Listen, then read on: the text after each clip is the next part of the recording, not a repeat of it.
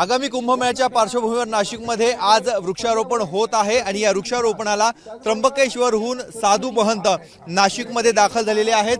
हरिगिरी महाराज देखील आपल्या सोबत आहेत। महाराज जी, आज आपकी उपस्थिति में वृक्ष लागवड हो रही, ऐसा है कि ये उपस्थिति, ये कार्यक्रम मेरी बहन कमिश्रण नगर निगम ये नासिक, जहाँ की पंचवटी महारानी जगदम्बा सीता और अनेक प्रकार, इसका नाम ही पंचवटी, पंच माने वृक्ष नहीं, वृक्ष का शहर। ये क्या था?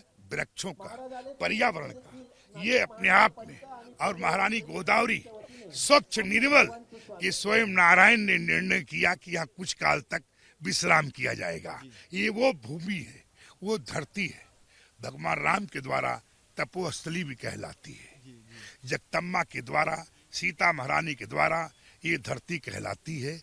और एक फिर यहाँ पे जो कमीशन बहन है उसके द्वारा वाहन करना महाराष्ट्र सरकार का, उसमें कार्यक्रम गिरीश महाजन मुख्य अतिथि हैं और उनके द्वारा, उनके आह्वान पे साधु महंत और सारे लोग, कमिश्नर साहब भी हैं, डीएम साहब भी हैं, तमाम राजनीतिक दल हैं, तमाम पार्टी के लोग हैं। हमारा जो संकल्प था कि रामघाट रामकुंड पूजा करते समय मैंने कहा था कि लगभग आप कह रहे हैं कि 1800 कुछ वृक्ष, हमने उस टाइम कहा था कि आप देखेंगे कुछ काल के, कुछ समय के अंदर ही 18 लाख वृक्ष लगाए जाएगा। और तमाम अखाड़ों की जगह है, तमाम जितनी भी है, नगर पालिका की जगह है और जिला परिषद की जगह है, सबसे अनुमति लेकर वृक्षारोपण किया जाएगा, क्योंकि ये बड़ पीपरी ऑक्सीजन देते हैं, हमारा जीवन दान है। महाराज जी, लेकिन तपोवन जहाँ पे साधुग्राम रहता है वहाँ पे वृक्ष है, वो ना काटे जाए, इसलिए कुछ लोग आंदोलन कर रहे। एनजीटी नेशनल ट्रिब्यूनल में वो केस गई है, आपकी क्या राय है? हमारी राय है कि कभी भी किसी भी वृक्ष को अकारण न विचार किया जा। मतलब आप तो उसको काटने की बात कर रहे हैं, हम कह रहे हैं उसके बारे में सोचना भी अपराध है, संकल्प करना विचार भी है, अकारण। मगर ये राष्ट्र के उत्थान के लिए, शहर के उत्थान के लिए, मानव के विकास के लिए कोई व्यवस्थाएं करना पड़ता है तो उसको दाएं बाएं ट्रांसफर किया जाता है, उसको खत्म करने का नियत नहीं है। तो ये मत कहिए कि वृक्ष को ऐसा सिर्फ ट्रांसफर किया जा रहा है कि यहाँ से कोई व्यवस्था है, इसका मतलब कोई डैम न बनाए जा। क्या डैम में लाखों मंदिर आए हैं, लाखों बड़े बड़े वृक्ष आए हैं, क्या डैम नहीं बनेगा तो क्या विकास होगा? क्या विकास की चिंता करते हुए कुछ चीजें करना पड़ता है, तो उसके लिए जैसे डांगर को आपके अंगूठी नहीं काटना चाहते, उंगली नहीं काटना चाहते, अगर हमें ऑपरेशन कराना पड़ता है कि नहीं कराना पड़ता है, हार्ट ब्लॉक होने के बाद। और दूसरी जगह साधु महंतों की निवास की व्यवस्था की जाए, ऐसा एक सुझाव आ रहा है।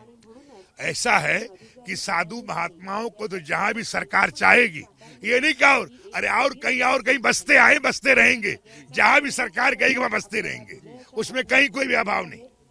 महाराज जी, काय सांगाल? साधुग्रामच्या जागेला विरोध होतो आहे, वृक्षतोड करू नका अशी मागणी होते, वृक्षतोड करू नका अशी मागणी होते, दुसऱ्या बाजूला वृक्ष लागवडीचा कार्यक्रम।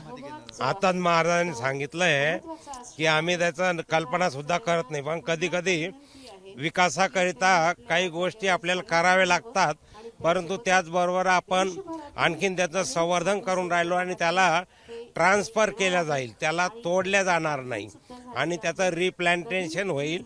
आणि त्याचप्रमाणे ऑक्सिजन, आपण तर हिंदू धर्मीय आहो, पर्यावरणवादी आहो, की आपल्यामध्ये असं म्हटलं आहे की खांडावा लागे घाव घाली, त्या जयाने त्याची लावणी केली, वृक्षा दे दोघा एकच सावली। वृक्ष तर आमच्या साधू संतांनी सुद्धा वृक्षाचं इतकं, वृक्ष सगळ्यासाठीच असा गरजेचा आहे की त्याला फळं लागतात, फुलं लागतात, त्याच्यावर पशुपक्षी बसतात, किडे बसतात, हे बसतात, तर आम्ही कोणालाही उजाडत नाही, त्यांच्यासाठी आम्ही त्यांना वसवण्याचा हा एक प्रयत्न करतो। आणि सरकारच्या या स्तुत्य उपक्रमाला, महापालिका आणि कुंभमेळ्याच्या मंत्र्याच्या कार्यक्रमाला आम्ही लोक शुभेच्छा देण्यासाठी आलेलो आहे। आपण बघतोय हे साधू महंत आहे, आजच्या कार्यक्रमाला शुभेच्छा देण्यासाठी आलेले आहेत. मात्र तपोवनामधील जी झाडं वृक्षतोडीचा मुद्दा सध्या वैरणीवर आले, ती झाडं तोडली जाणार नाही तर त्याचं पुनर्रोपण केलं जाईल अशी माहिती साधू महंत देत आहेत. त्यामुळे हा लढा आता पुढे नेमकं कुठलं वळण घेतो हे बघणं अत्यंत महत्त्वाचं आहे. कॅमेरामन किरण कटारेसह मुकुल कुलकर्णी, एबीपी माझा, नाशिक. एबीपी माझा, उघडा डोळे बघा नीट.